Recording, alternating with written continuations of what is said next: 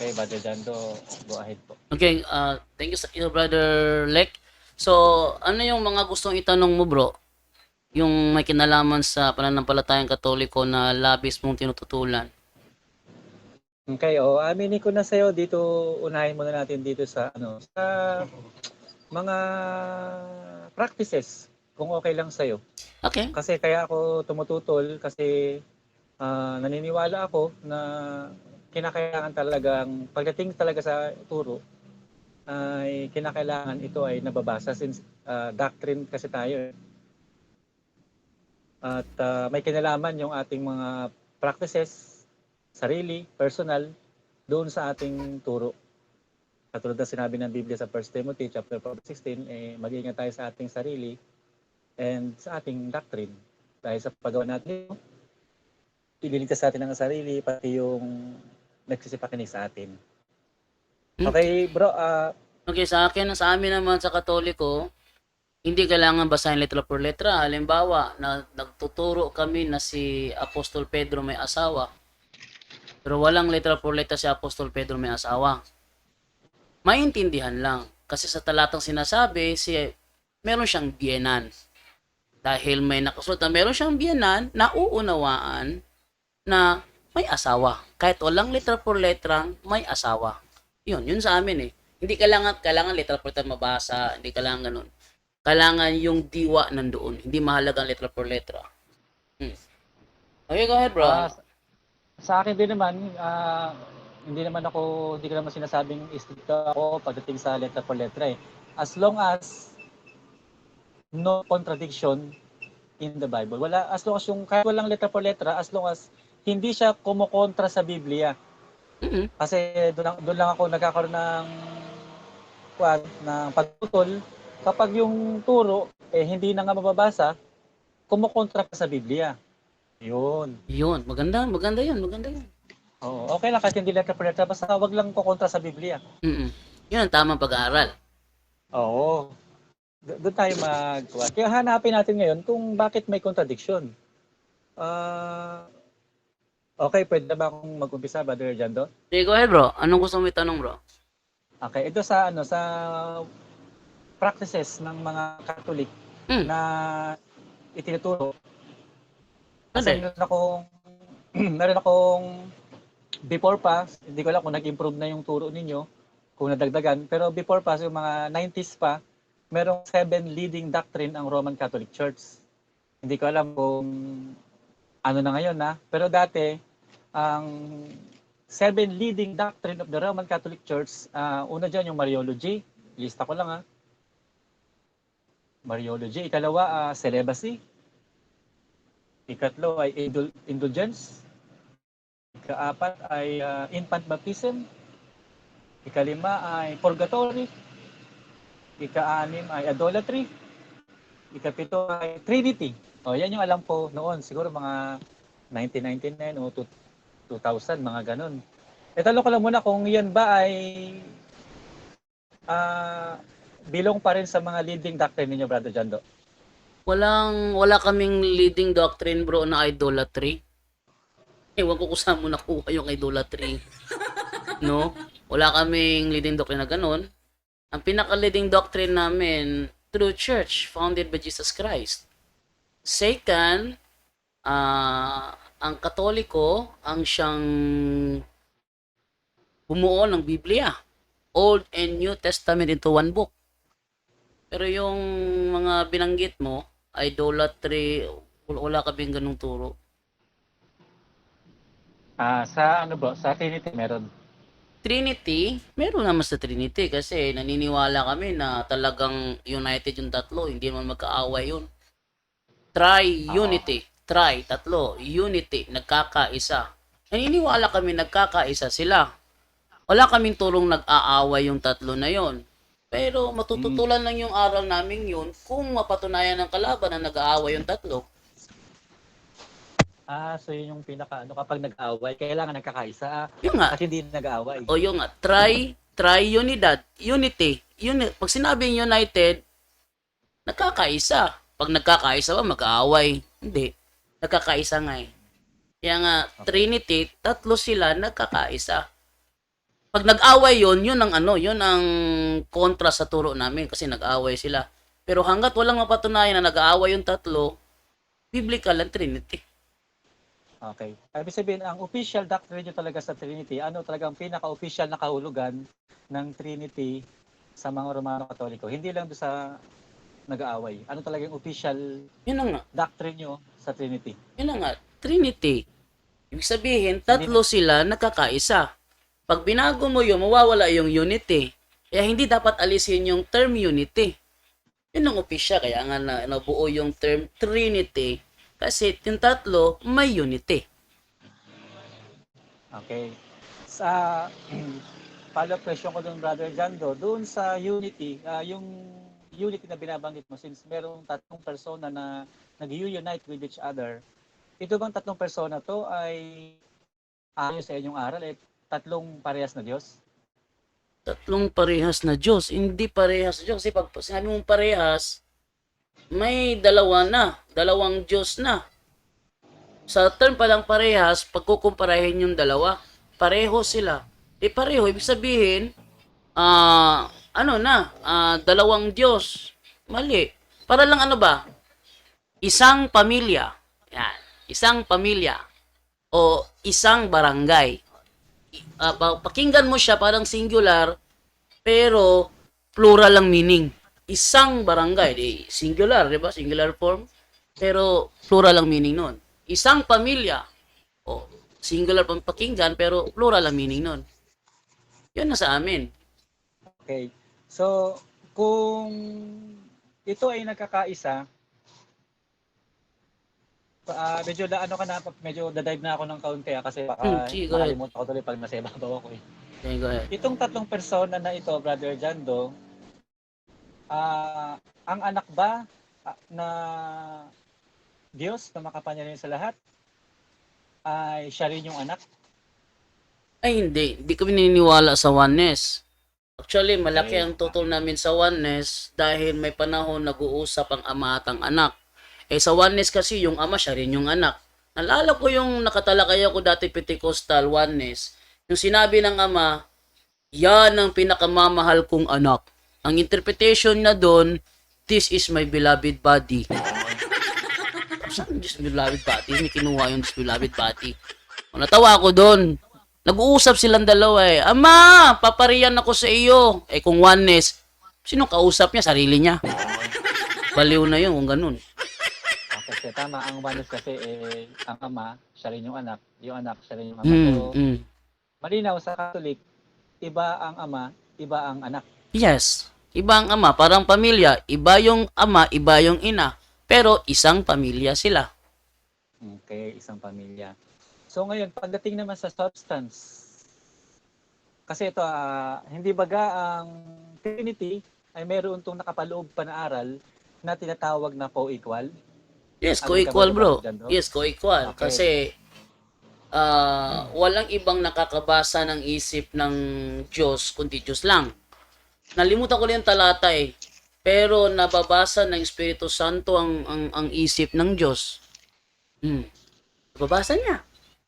Yun namang sa anak naman tsaka yung yung sa ama, pareho sila, magkapantay sila. Kaya nga sinabi ni Apostol Pablo na nung siya ay mag-anyong alipin, hinubad niya ang kanyang pagkapantay. Hinubad niya ang kanyang pagkapantay. Therefore, pantay talaga. Wala siyang maihuhubad kung hindi sila pantay. Halimbawa, pahubarin ka ng damit, wala ka maihuhubad kung hubad ka na. So, the same din yun. Nung siya mag-anyong alipin, hinubad niya ang kanyang pagkapantay sa Diyos. Therefore, pantay talaga sila. At nung anyong alipin na siya, sinabi niya, ang ama ay mas dakila kaysa sa akin kasi nasa anyong alipin na siya. Yun bro. Okay. So sa madaling sabi, Brother Jando, salamat ito palang bugtong na anak na isinilang ni Maria ayon sa paniniwala ng mga Romano Katoliko, kabilang ka na rin, ito talaga Diyos sa madaling salita. Nagkatawang tao. Yes, yun sinabi sa 1:11 at 14. At ang verbo ay Diyos, 14, at nagkatawang tao ang verbo. Kung sa magandang balita pa, at naging tao ang verbo. Yun. So, ibig sabihin, talagang Diyos siya. Nagkataong tao lang, na kanyang alipin lang. Oo. Pero tanong ko lang, Brother Jando, alam mo ba ang salitang word sa Griego? Ano ang Logos, yung logos. Ayun. Oo. Bakit bro? Anong sa logos? Hindi ko kabisado yung Greek ha, kaya wag mo kong tanungin sa Greek. Hindi ako kabisado. Hindi rin ako masyadong maalam sa hindi taga ako maalam sa Greek, bro. Pero yun lang yung ilang peraso na yun. Pero alam mo naman ang ibig sabihin ng logos, anong kahulugan. Yun lang ang punto ko. Logos nga, ang berbo ng Diyos, salita ng Diyos. Wait lang.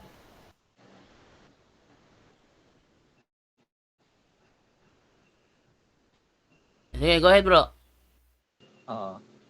Pero yung salitang logos, alam mo ba na ito ay sa mababaw na salin na Tagalog, ito ay panukala or plano. Ay hindi, hindi ako iniwalang plano. Actually, yung sinasabing plano, pag sinabi kasing plano, wala pa siya eh. Halimbawa, nagpaplano kang gumawa ng bahay. Nung nagplano ka, wala ka pa ba? Mali. Si Kristo, hindi pa nagkakatawang tao, existed na. Kaya hindi siya plano. Hindi plano. Okay. Kasi may mga ibang pagpapaliwanag diyan na ang Diyos ang berbo ay logos. Sa dictionary niyan, ibang dictionary ang nakalagay diyan ay plano sa madaling salita, no. Pero pwede ko naman yang ibahagi sa iyo, pwede mo rin akong i-cross diyan para Ngayon, ako kasi bro, naniniwala ako na ang bugtong na anak ay hindi Diyos.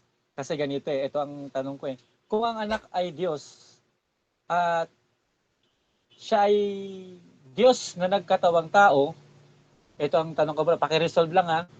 Kung ang anak ay Diyos na sa kanyang original na kalagayan, before siya magkatawang tao, nung nagkatawang tao siya, nasaan napunta yung kanyang pagka-Diyos? Nasa bahagi ng pagkatao niya. Kasi yun eh. Nature yun eh. Hindi naman iaalis yung nature. Halimbawa, ikaw, tao ka. Yung nature mong magutom, di mawawala yan. Yung nature mong mauhaw, di mawawala yan. Yung nature mong maihi, hindi mawawala yan. Kahit pag nag-iba na yung nature mo, halimbawa, nag-resurrect ka na, nag-iba na yung nature mo doon, hindi ka nagugutumin. Hindi ka na uuhawin. Parang ganun lang yan.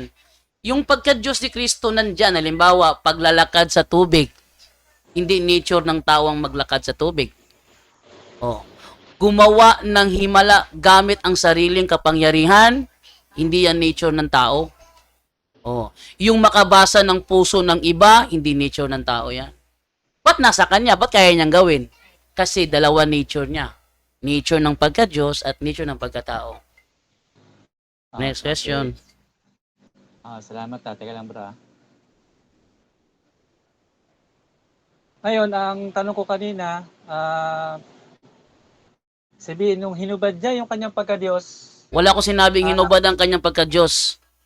Wala ko sinabing ganon. Gusto mo basahin ko sa Bible anong hinubad niya? Yung pagkapantay sa Diyos. Yung pagkapantay. Pero yung pagka-Diyos, di niya hinubad yun. Nung nagkatawang tao siya, ano ang transformation na nangyari? Anong transformation? Ano ang transformation na nangyari nung hinubad niya yung kanyang pagkatao? Ano ang naiwan? Hinubad ang kanyang pagkatao? Wala akong nabasa hinubad ang kanyang pagkatao. Hinubad, yung siya'y nagkatawang tao. Yun siya nagkatawang tao. Nung siya'y nagkatawang tao. Kaya mo bang ipaliwanag sa akin kung anong pangyayari? Paano nangyari na siya hinubad niya? Wala, hindi. Hindi ko mag-get yung tanong mo eh. Hindi ko mag-get yung tanong bro. Ano yung essence ng tanong mo? Hindi, ang tanong ko bro, nung siya ay nagkatawang tao na siya. Nasaan ngayon yung kanyang pagka-Diyos? Sabi ko nga, nasa kanyang katawan eh. Babasahin ko sa Biblia ha. Hindi nawawala yun. Ito, basahin ko ha.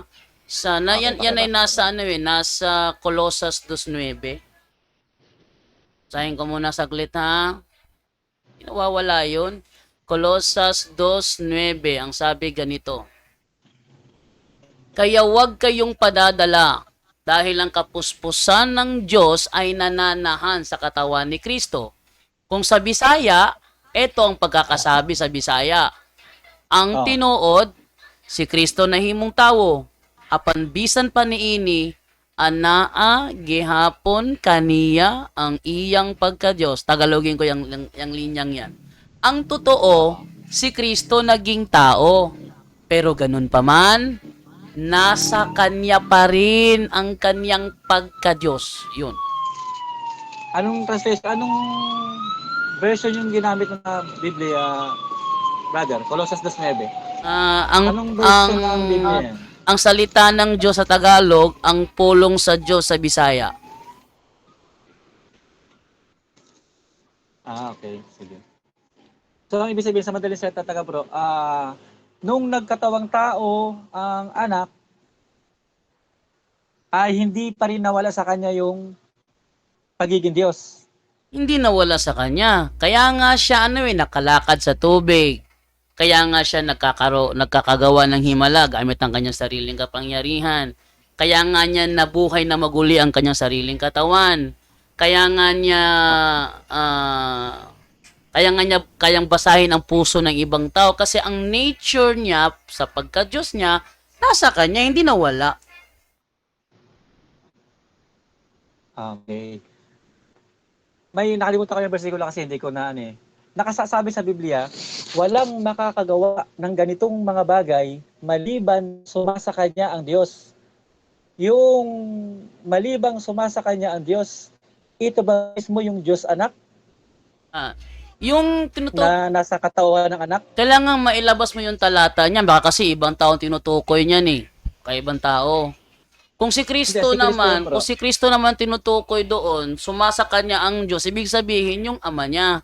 Ayan sa sa 1:1, nang pasimula siya ang verbo at ang verbo ay sumasa Diyos. O di ba? O sumasa Diyos. Ibig sabihin, kasama siya ng ama. 17:5 ng Juan, kasama niya ang ama bago palikain ng mundo. O next question, bro. Ito, hindi pala, malila yung ko. Ito tayo isaktong salin, no? Sumagot si Juan at sinabi, John chapter 3 verse 27. Sumagot si Juan at sinabi, hindi makakatanggap ng anuman ang isang tao malibang ito ipinagalob sa kanya mula sa langit. Ano yan? Ibig sabihin ko- John 3:27? Oo. John 3:27? Sino tinutukoy dito, bro? Si At- Kristo. Kasi, conversation to bro ni Nicodemo at saka ni Kristo eh. Tingnan mo, Okay. Nakuha ko na. Sige. Oo. Yun, kasi agree ka ba o tututol na kaya nagagawa ni Kristo ang mga bagay na yon dahil sumasa kanya ang Diyos? Mukhang Yung mga paglakad sa tubig. mukha yatang hindi tingnan ko lang, basahin muna natin yung talata ha. Sa John ating simulan sa sa John 3:23. Nagbabautismo rin si Juan sa Enon, malapit sa Salim, dahil maraming tubig doon. Pumupunta sa kanya ang mga tao upang magpabautismo. Hindi pa nakakulong noon si Juan. Ngayon, nagkaroon ng pagtatalo ang ilang tagasunod ni Juan at ang isang Hudiyo tungkol sa bautismo. Tagasunod ni Juan at ang isang Hudiyo tungkol sa bautismo. Kaya pumunta sila kay Juan at sinabi, Guro, ang kasama nyo sa kabila ng ilog ng Jordan ay ipinakikilala nyo sa mga tao ay nagbabautismo na rin. So, kinakausap si John the Baptist at ang ang tutukoy niya yung isa, nagbabautismo na rin. At napupuntahan sa kanya ang halos lahat ng tao. Sumagot si Juan, walang magagawa ang tao kung hindi pinahintulot ng Diyos. So, ang tanong mo dito ngayon, Itong pinapatungkol ni Juan ay si Kristo. tama, si Kristo bro. Tapos, Okay. Ang sabi ni Juan, sa 27, sumagot si Juan at sinabi, hindi makakatanggap ng anuman ng isang tao malibang ito ipinagalob sa kanya mula sa langit. tama, So, walang problema. Okay. Tama, oo. So, ang punto, ang tanong ko, Kaya, agree ka ba kung kaya nagagawa ng bugtong na anak na lumakad sa tubig o magpadilat ng bulag, magpagaling ng sakit, bumuhay, even bumuhay ng patay, ay ito ipinahintulot lamang sa kanya.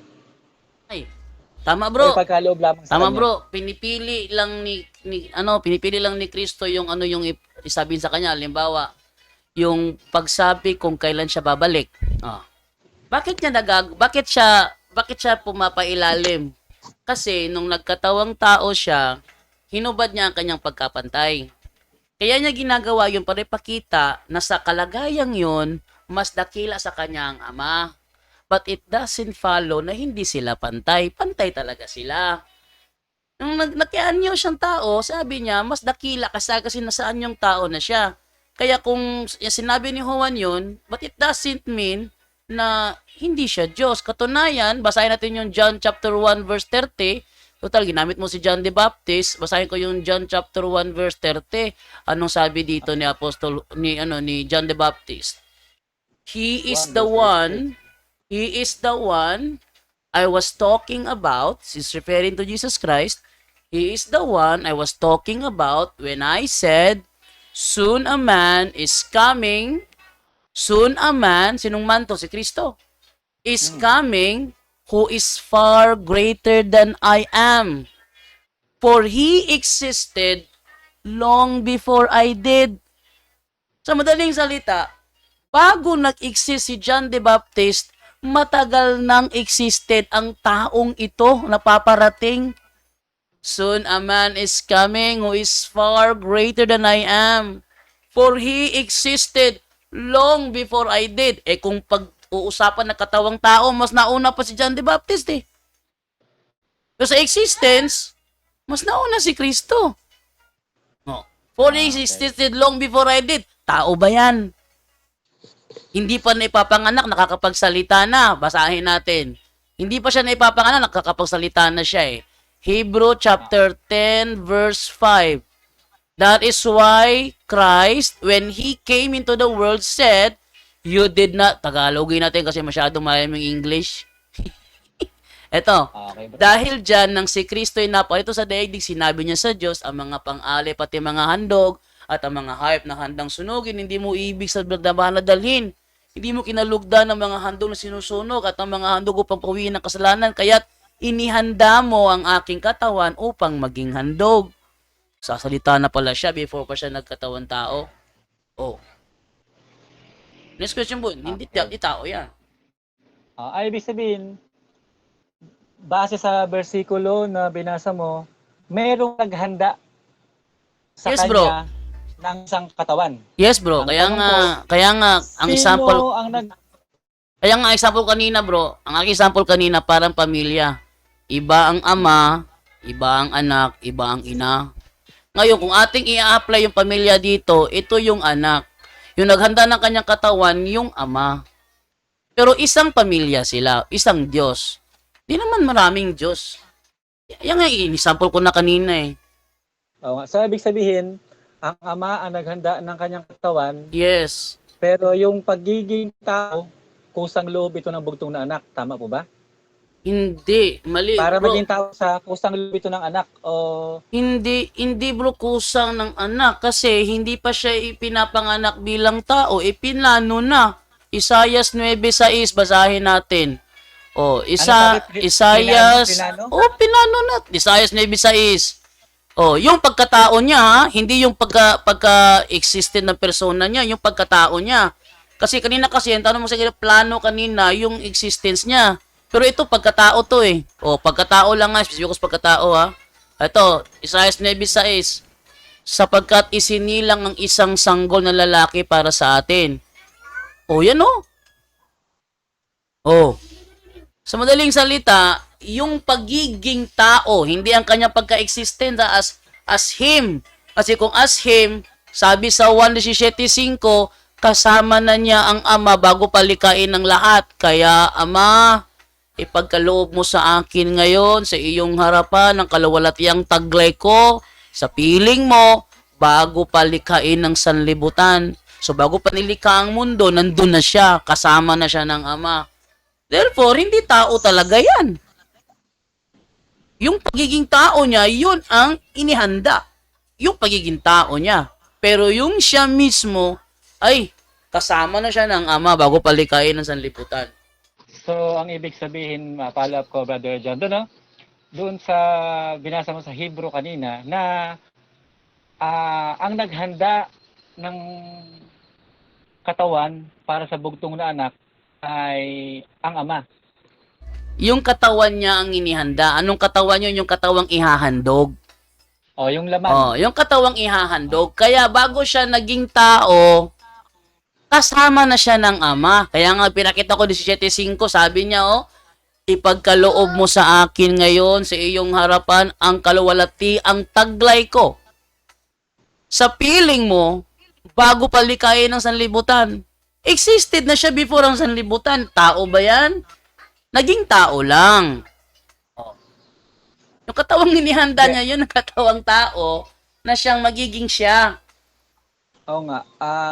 Hindi mo na nasapol yung gusto ko lang marinig sa'yo eh. Ang gusto ko lang marinig sa'yo, directly, ang ama talaga naghanda ng laman ng bugtong na anak. Yun lang naman. Bro, kanina ko pa sinabi, inihanda ng ama yon sa pamamagitan ng propesiya. Sinabi nga sa propesiya Isaiah 9:6, inihanda.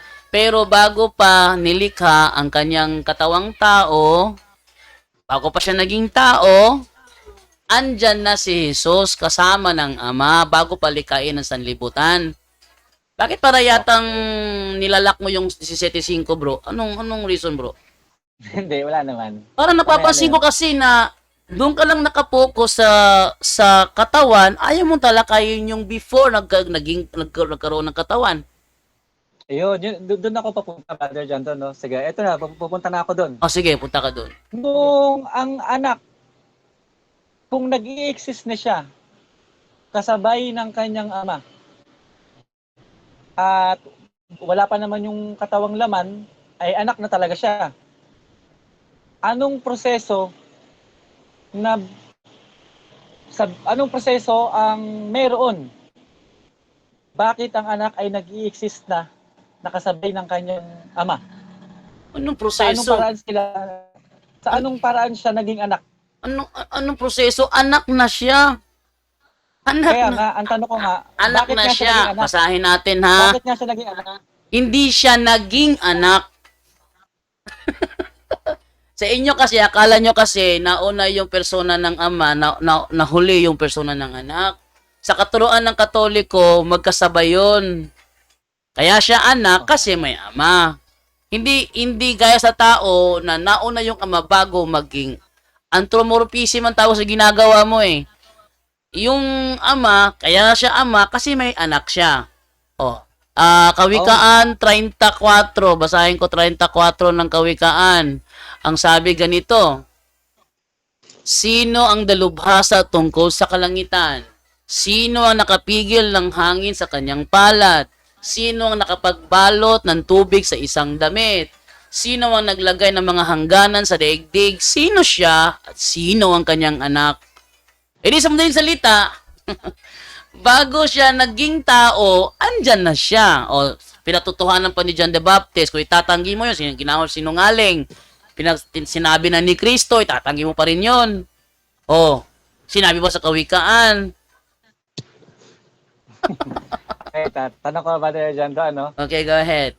Kung siya ay nag-i-exist na bilang anak, okay, bilang anak, kung siya ay nag-i-exist bilang anak ng kanyang ama, nangangahulugan ba to na yung bugtong na anak ay yung anak na Diyos ay ipinanganak?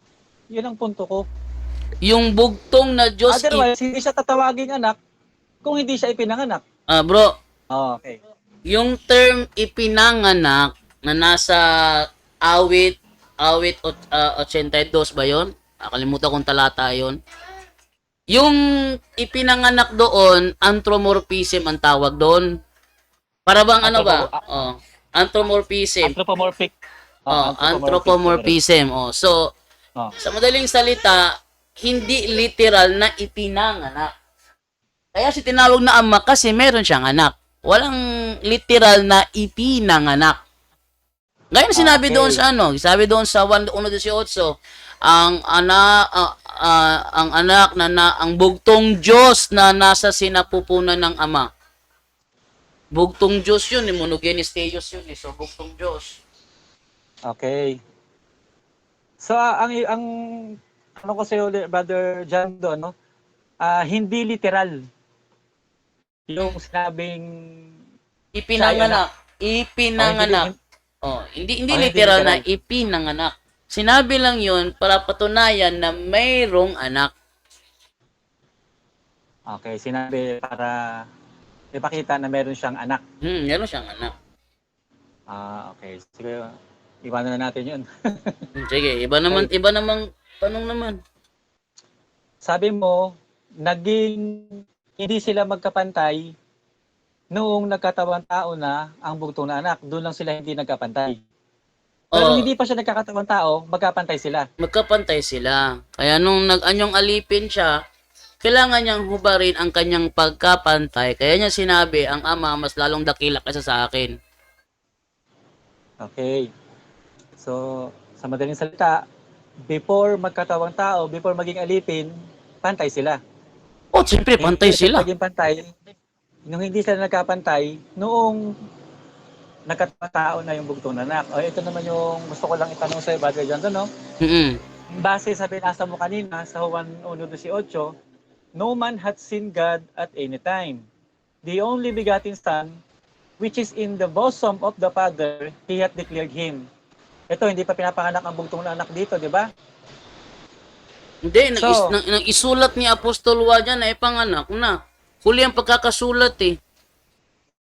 hindi, I mean, ito, pakinggan mo lang No man hath seen God at any time. The only begotten Son, which is in the bosom of the Father, He hath declared Him. Nag-isulat ni Juan yan, tao na si Kristo. Paano niya isusulat kung hindi pa tao? Alagad siya ni Kristo. Natural, bakit napakinggan niya muna yung pangangaral ni Kristo bago na isinulat, bago siya nag-take note. Yan ang take note ni Juan. Ibig sabihin, tao na si Kristo na isulat niya yan. Okay, okay lang kung regardless kung tao na o hindi pa. Pero ito ang tanong ko. Yung kalagayan ng anak, pag sinabing nasa bosom, hindi ka pa pinapanganak. Hindi. Ba dyan, Hindi nga literal. Bro, hindi kahit nga, kakasabi ko pa nga lang kanina hindi siya literal. Hindi siya literal. Ang ibig sabihin, kaya siya, yung mga term na ipinanganak o nasa sinapupunan ng Ama, ang ibig sabihin nun, may ama, may anak. Hindi siya gaya sa tao o sa seahorse na nanganganak yung lalaking seahorse, hindi ganon. Kasi kay Soriano kasi inihahawig sa seahorse, lalaki ang nanganganak. Parang ganon ba? So hindi ganon. Okay, sige. Bakit ito sa literal mo lang ina-apply? Hindi ba to pwedeng kayang unawain sa spiritual? Yun na nga, inuunawa nga sa salitang spiritual eh.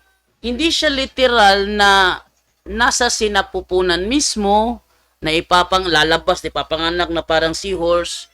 Hindi rin siya literal nga ipinanganak, kundi tinawag siyang anak kasi may ama. Tinawag na ama kasi may anak. Okay. So sa madaling sabi, ang talaga, ako kasi ang ko dyan, kapag ikaw ay sinabing anak, ipinanganak ka talaga. Ang ginagamit mo bro, ang nakikita mo sa tao. Ina-apply. Kahit sa Biblia.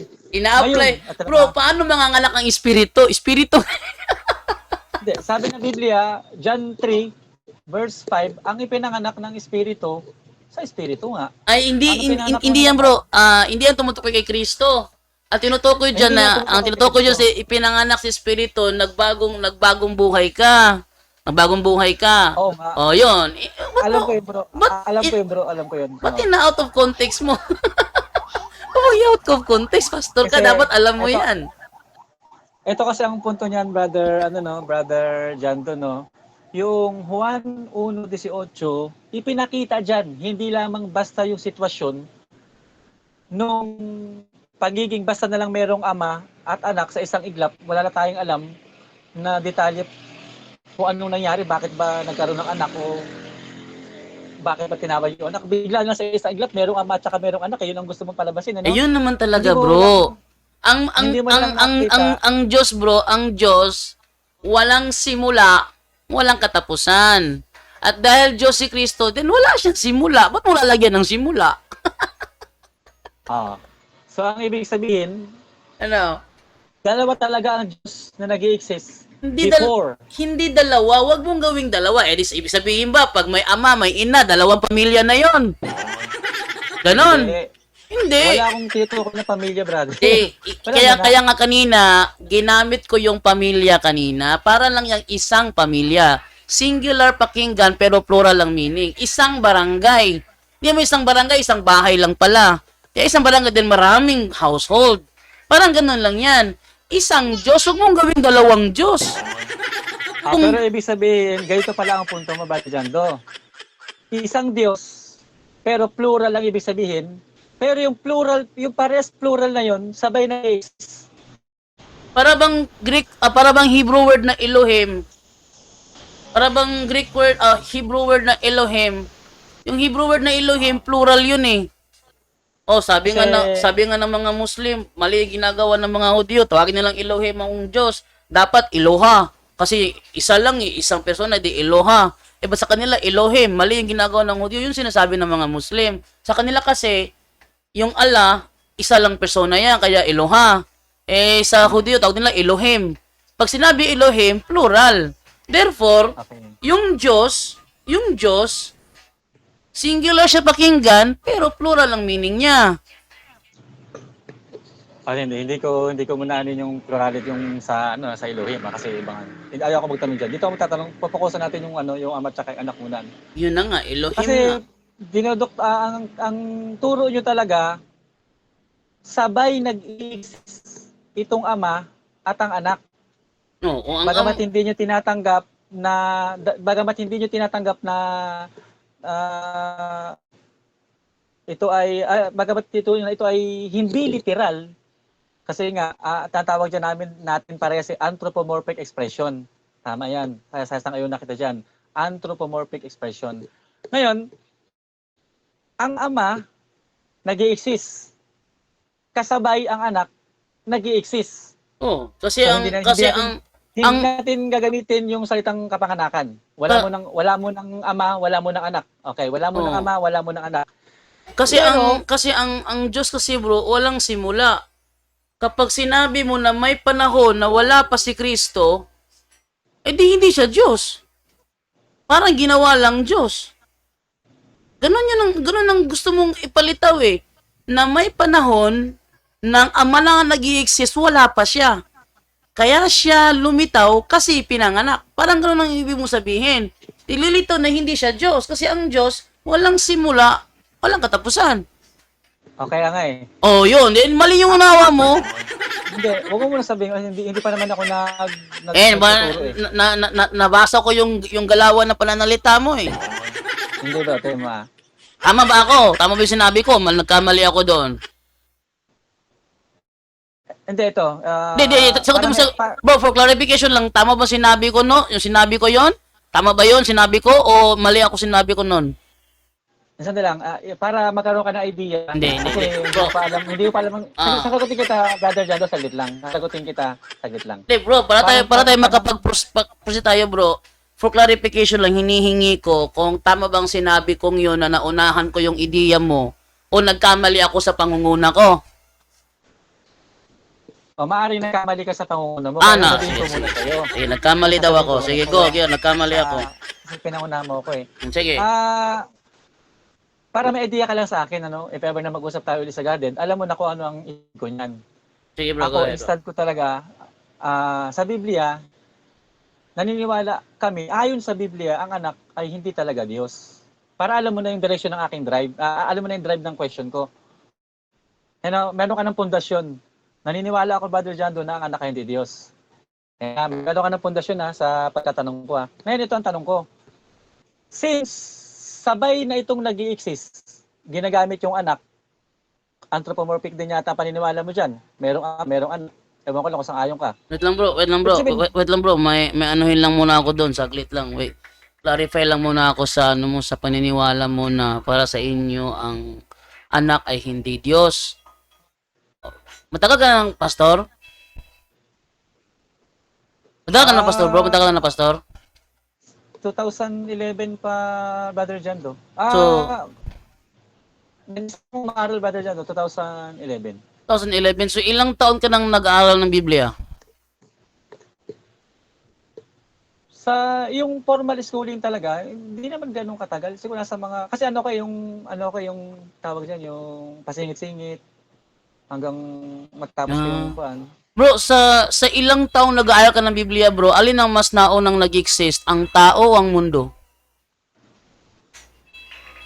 Pakibigyan ng specific na. Ulitin ko sa ilang taon kang nag-aral ng Bible, alin ang mas naunang nag-exist, ang tao o ang mundo? Literally? Literally, alin ang unang na-exist, ang tao o ang mundo?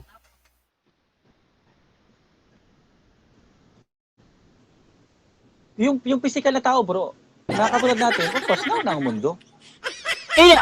Yun nga, ang tanong ko sa'yo, alin ang mas naunang nag-exist, yung tao o yung mundo? Literally, yung mundo. Yung mundo kasi, ang pagkakalam ko kasi, yung tao galing sa alabok ng lupa. So talaga mas nauna yung mundo. Ngayon, kung hindi Diyos si Kristo sa inyo, ano siya? Kung hindi Diyos Kristo, ano siya? Tao. So ibig sabihin, nauna pa ang mundo kaysa kay Kristo. Yung logic na ginagamit mo kasi na-apply mo sa pagdating eh. Pero hindi bro, kinaklaro ko lang. Pakisagot lang bro. Kinaklaro ko lang para sa marami nanonood sa atin. Tingnan ko muna pila nanonood sa atin ha. Paki-share po yung live natin. 101 po yung nasa concurrent viewers. 322 yung views natin. Paki-share po yung live namin para marami makapanood. Ito, kinaklaro ko lang kasi mas nauna tao si Kristo. Therefore, nauna ang mundo kasi kay Kristo. Tama? Ano mo na lang bro, para magkatulungan tayo, no? Paki-clarify mo, tubukin na kung sino una. Ang sagot mo kasi, mundo. Ako naman, di ako nakututol doon kasi ang tao ginawa galing sa alabok ng lupa. Yung alabok ng lupa, nasa mundo yon. Therefore, nauna yung mundo sa tao. Tinanong kita, kung si Kristo sa inyo, Diyos ba o tao? Sabi mo, tao. Therefore, nauna pa ang mundo kay Kristo. Tama o mali? Tao si Kristo eh. Tama ba na nauna ang mundo kaysa ni Kristo? Nauna sa yung physical na pagkalikha. Pero si Kristo, yun nga bro, si Kristo mismo, nauna ang mundo sa kanya, kay Kristo, nauna. Ganito bro si Kristo, yung ipinanganak ni Maria. Hindi, wag ka muna doon sa pinanganak ni Maria. Dito tayo sa sa Kristo, si Jesus Christ mismo. Itong Kristo na ito, sabi mo, una ang mundo sa tao. Si Kristo tao lang, therefore nauna ang mundo kay Kristo. Tama, mali? Tama. O tama. Paano mo i-reconcile yung sinabi ni Kristo, kasama na niya yung Ama bago palikayin sa libutan? Paano mo i-reconcile yun? Sana sulat yung kasama ang Ama bago likayin sa libutan, bro, pakibasa. No, balikan ko ibabasa nun ha. Kaya hindi mo nabasa to ha. Ginaksa ko na kanina Posible mo hindi mo nabasa yun. 17:5. Sabi dito, kaya Ama, ipagkaloob mo sa akin ngayon, sa iyong harapan, ang kaluwalhatiang taglay ko sa piling mo, bago palikain ang sanlibutan. Yung taglay ko sa piling mo, taglay ko sa piling mo, sa piling mo, bago pa manilika ang mundo. Paano niya nakasama ang Ama bago pa nilikha ang mundo kung nauna ang mundo kasi sa kanya? Ano ang basis mo bro na... Hindi ako nagtatanong bro, pag-isagot mo na lang bro, hindi naman kita iniipit Ang sa akin lang naman, clarification. Sabi mo kasi, nauna ang mundo sa tao. Si Kristo, tao. Therefore, nauna ang mundo kay Kristo. Ngayon, kung nauna ang mundo kay Kristo, ba't sinabi niya rito, karangalang taglay ko sa piling mo bago pa manilika ang mundo? Paano nangyari yun? Tapos sagutin kita bro Sige. bigyan mo ako ng counting minuto para masagot Oo. natin yan. Hindi Ganun pala yan, sa iyong tanong, hindi pala sa iyong tanong, logical question yun. Bali dyan, Brother Jando, no? Ay, sagot. Ito pakinggan mo. Ito, baka siguro ngayon mo lang, ako naman ang magbahagi sa'yo para magkaroon ka na ng idea sa aking paniniwala. Si Kristo, yung kaya nga binabanggit yung bugtong na anak eh. Yung physical, yung naisinilang ni Maria, sasagutin kita bro, saglit lang. Huwag mo na yung huwag ka mag-focus sa katawang tao lang. Yung Kristo mismo pag-usapan natin, yung Kristo mismo. Yung Kristo na nagkatawang tao, yun ang pag-usapan natin. Huwag yung katawang tao lang. Di bro, pasagutin mo ba ako o hindi? Hindi, kinaklaro ko lang kasi based sa naririnig ko sa'yo, ipo-focus mo lang doon sa katawang tao. Idamay mo yung hindi pa siya nagkatawang tao. Huwag mo munang, Brother Jando, huwag mo munang pakialaman kung paano ko sasagutin yung tanong mo. O sige, pakinggan ko lang bro sige bro, pakinggan ko lang ang sagot mo para makita ko kung tama ba yung sinasabi ko na nakapokus ka lang sa katawang tao. Baka hindi mo idama yung una eh. Sige, pakinggan kita bro, go ahead.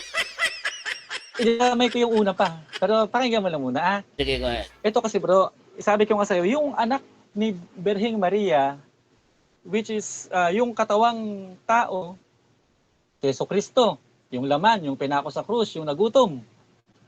Hindi natin kailangan pagtalunan. Nauna ang mundo sa kanyang literal na katawan. Okay, paano kami naniniwala ngayon sa kalagayan ni Kristo? Okay, naniniwala kami si Kristo, si Kristo, Brother Jando, sa aming pagpapaliwanag ko sa iyo, naroon na as plano pa lamang ng Diyos. Kasi ikaw na nagsabi kanina, binasa mo yung Isaias kanina, plinano ng Diyos. Diba?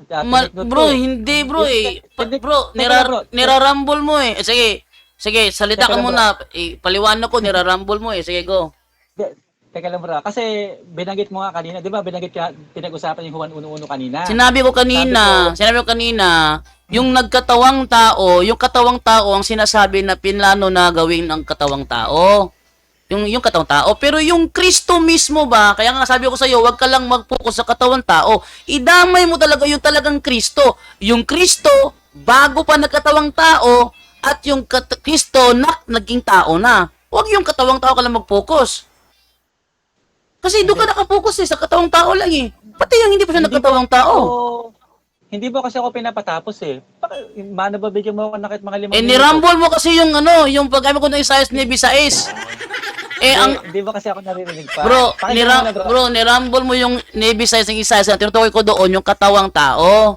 Ang sabi ko, wag ka lang mag-focus sa katawang tao. Bro, ako ang magtuturo sa'yo. Okay lang kahit rambulin ko. Ako ang magtuturo eh. Pero papaliwanag ko nga sa'yo, Taking bro, it out of context.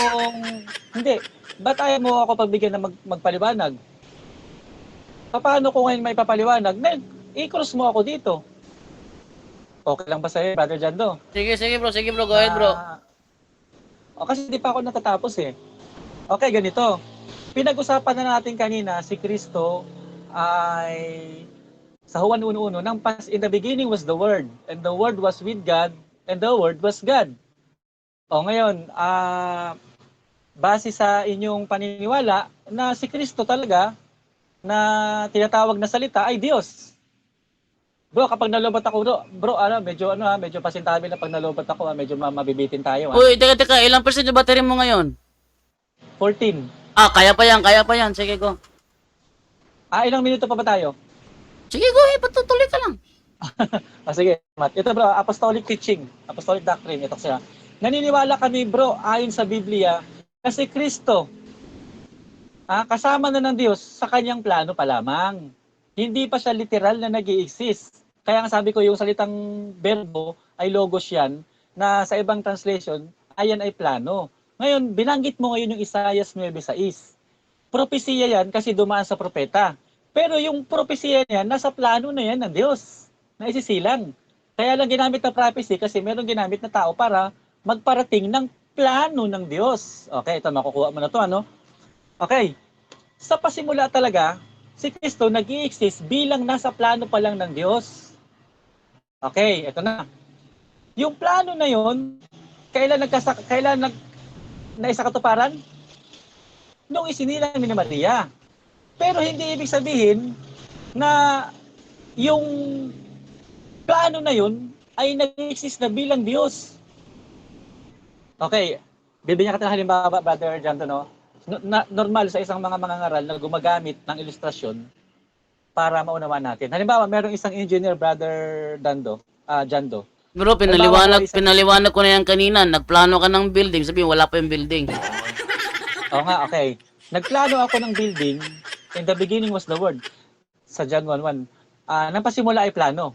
Ang bugtong na anak, nagpaumpisa sa plano. Ngayon, and the Word was with God.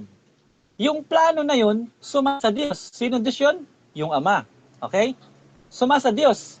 Ngayon, yung ikatlong sugnay, and the Word was God. Okay? Ito yung Brother Jando. Yung isip mo, ikaw yan. Hindi mo pwedeng ihiwalay ang isip mo sa iyong sarili. Kasi ba, otherwise, masisira ulo ang tao kapag pinipilit niyang ihiwalay ang kanyang isip sa kanyang sarili. Kaya sinabi ng Biblia, and the Word was God. Okay, babalik tayo sa illustration ko kanina. Para ako isang engineer, o sa lahat ng mga nanonood na nakikinig, para akong isang engineer. Nagplano akong gumawa ng isang building. Kahit saan ako pumunta, yung aking plano, na gumawa ng building, kasama ko. Hindi naman nahiwalay sa akin yan eh. Kasi isip ko yung plano ko eh. Kasama ko kahit saan ako magpunta. Dumating yung tamang panahon, natayo na yung building. Okay, eto ang tanong. Nung nagkaroon na ba ng building na nagmula sa aking plano, sino ang naging building? Yung plano ko o yung ako? Ako mismo. Mali yung tanong na sino, bro. Hindi binigay yung term sino sa building. Di ano? Okay. Ano ang naging building? Ay, hindi siya sino. So, hindi mo siya pwede i-apply kay Kristo kasi Kristo ay sino, hindi ano. Kaya nga, sandali lang. Ano ang naging building? Ako ba? O yung aking plinano? Bro, yung building mo hindi buhay. Hindi, kaya nga halimbawa nga lang nga, Brother Jando eh. Bro, wag ka maghalimbawa na hindi magkatugma. Ay, wala namang batas, bro, na hindi ako pwedeng gumamit ng halimbawa na hindi magkatugma. Otherwise, kung may papakita kang batas na... Bro, hindi ko tatanggapin yan, bro, kasi yung ginagawa mong example, hindi tugma sa pinag-uusapan natin. Yung building, walang buhay yon. Yung si Kristo, buhay. Wag mong ihalin tulad ang buhay sa hindi buhay. Sabi ko nga, brother, normal sa isang mga ngaral na gumagamit ng mga ilustrasyon para maiparating natin yung gusto nating sabihin. Bro, yung ilustrasyon mo, bro, hindi nga tugma sa pinag-uusapan. Ay, ayaw mo kasi munang tanggapin eh. Paano ko tatanggapin hindi? Bro, paano ko tatanggapin hindi naman tugma? Si Kristo, buhay. Yung building, hindi buhay. Kaya nga, doon nakakaintindi ka ba ba dyan? Doon ang halimbawa. Hindi pwede ihalimbawa ang hindi pagkatulad. O sige bro, ay sinabi ni Kristo, ang magtayo ng bahay sa bato at sa bahay sa buhanginan. Sige, paano mo ngayon papaliwanag yan kung hindi pwedeng hindi magkatugma sa pananampalataya? Sige bro, paliwanag mo sa akin. Gumamit si Kristo ng halimbawa eh. Yung sinasabi niya nagtayo ng bahay sa bato, ibig sabihin ano tinutukoy doon? Yung pananampalataya ng tao nakatayo sa bato, ibig sabihin matibay, gaya ng bato na matibay, matigas. Hindi gagamitin yung term bato kung hindi siya tugma. Ang pananampalataya, bro, ang pananampalataya ng tao nakapatong sa bato, ibig sabihin yung pananampalataya niya matibay, matigas. Hindi ibig sabihin kaya tugma ang bato. May binanggit ba na pananampalataya doon? Yun na nga, yun ang example nun eh. Yun ang example nun. Yung bahay, nag-refer yun sa pananampalataya ng tao. Yung bato, yung bato naman, gaano katibay, kaya nga yung buhangin, daling nawala yung pananampalataya niya kasi nakatayo lang siya sa sa buhanginan. Ibig sabihin, yung buhangin, representasyon yun sa mahina. Yung pananampalataya mo mahina, o di tugma. Yung bato, matigas. Pananampalataya mo matigas, di tugma. Yung ginawa mo ngayon building, hindi tugma. Hindi, mali yun, bro. Hindi, may ikaw yung mali. At saka, bro, Stasyon, okay. Pero pag ako Bro, gagamit sa stasyon, bro, hindi okay sa'yo. ang haba ng sinabi mo, nakapokus ka pa rin sa physical na katawan ni Kristo. Ang sabi ko, kay Kristo ka mag-focus, hindi lang sa physical na katawan niya. Dumating yung panahon nagkatawang tao siya, kaya nga nagkatawang tao naging tao. Naging tao, basahin natin yan sa John 1:4, 1:14. Sabi sa John 1:14, ang sabi dito, at ang salita. O yan o, John 1:14. Oh. Okay? Sabi sa John 1:14, naging tao ang salita. Naging tao. Yan na, naging tao ang salita. Ibig sabihin, bago siya naging tao, nandyan na siya. Ating basahin to sa English. Ito, tinan nyo ha. Sa English tayo, John 1:1, ang sabi dito, before anything else existed, there was Christ with God. Tama, mali? Sasalin mo kasi may Christ. Hindi. Ibig sabihin mo, mali ang Biblia ito. Wala akong sinasabing mali. Sabi ko magkaiba tayo ng Sabi salin. dito, before anything else existed, there was, kahit Tagalogin ko ito ha, bago nalikha ang lahat, nandyan na si Kristo kasama ng Diyos. Tama, mali? Sasalin mo, tama nga. Hindi, tama ba yung sasalin ko? Tama ba yung pagka-translate ko? Bago nilikha ang lahat, nandyan na si Kristo kasama ng Ama. Tama ba ang pagkasalin ko? Mali. Tama ang pagka-translate mo. Pero sabi ko nga, magkaiba tayo ng Biblia ang hinahawakan. Ito naman ngayon, ang tanong sa'yo. So, ibig sabihin, mali ang unawa mo sa John 1:1. Kasi para sa iyo, in the beginning was the Word. Para sa iyo, sa simula, plano pa lang. Eh kung plano, bakit Para with? patas tayo, hindi bro, para patas tayo, pagbigyan mo naman akong magsalita at saka magbasa din. Ano yung with? Ano yung with? Sandali nga lang, brother. Babasahin ko nga sa'yo. Sa'yo kasi may Christ eh. Dito sa akin, wala eh. Di ko na problema yun kasi And ang the logos beginning dyan, was the Word. ang logos dyan was referring to Christ. Kaya nga, before anything else, there was Christ eh. Kasi si Kristo naman talaga ang logos dyan, wala namang iba eh. Okay. Pero malaki kaibahan yung bro eh. Tignan mo ha. Ay, malaki, hindi malaking kaibahan yun. Tignan mo, brother ha. Sasalin mo, basahin mo yung 14 mo. Sige, basahin mo yung unang 14 ko. Ito 14 ko. Oh. And Christ became a human being.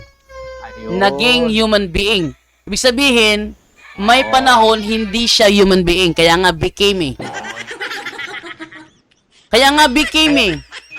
Kaya nga eh. Ibig sabihin, may panahon na hindi siya human being. Therefore, sa paliwanag mo, isali mo naman yung panahon na hindi pa siya human being. Huwag ka lang nag-focus sa human being. Okay, brother. Okay na ba? Ako naman? Sige bro, go ahead bro. Okay. Ito nga ang problema, brother John. Doon magkaiba tayo ng translation na binabasa.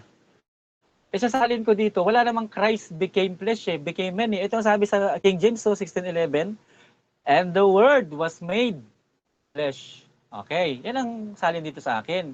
Ngayon, kung igigit mo yung salin mo, okay ka. Pero kung igigit ko naman ang salin ko, di okay din ako. Anong unawa mo sa the Word was made flesh? Anong unawa mo doon? Yung salita, naging laman. Naging laman. So, may panahon hindi siya laman. Oo. Yun. Idami mo yung panahon na hindi siya laman. Yun. Sabi ko siya patapusin mo, kung hindi pa kasi ako tapos eh.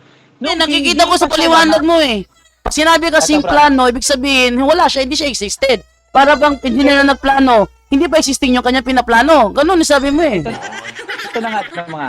Doon na tayo sa before maging flesh. Doon na tayo ha, ito na yung tatalakayin ko. Ano ang kalagayan ng bugtong na anak nung hindi pa siya nagkakatawang tao? Ano ang kalagayan? Verbo na Diyos. Verbo na Diyos. Basahin ko.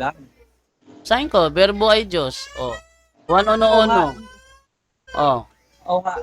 Nang pasimula siya ang verbo. So, dahil siya, hindi plano. Iba yung plano eh. Nang pasimula siya ang verbo. at ang verbo ay sumasa Diyos at ang verbo ay Diyos. Eh, di Diyos ang verbo. Oo nga eh. Hindi mo nga kasi ako pinapasalita, Brother Jando eh. O sige, di ikaw na lang magsalita, ako na lang magtatanong ulit. Sige. Ayaw Hindi, mo- ang hindi gusto ako ko kasi bro, magsalita. ito bro, magpaliwanag ka, isali mo naman yung panahong hindi pa siya naging tao. Ang problema kasi sa paliwanag mo, focus ka lang nang siya'y naging tao. Ganito yan, bro. Hindi mo kasi ako pinapatapos magpaliwanag. Mana pa, bigyan mo ako ng ilang minuto para matapos ako magpaliwanag. Kaya mo ba ako bigyan nun? Kung hindi, di okay lang. Hindi ako makatapos-tapos kahit isang minuto man lang na straight eh.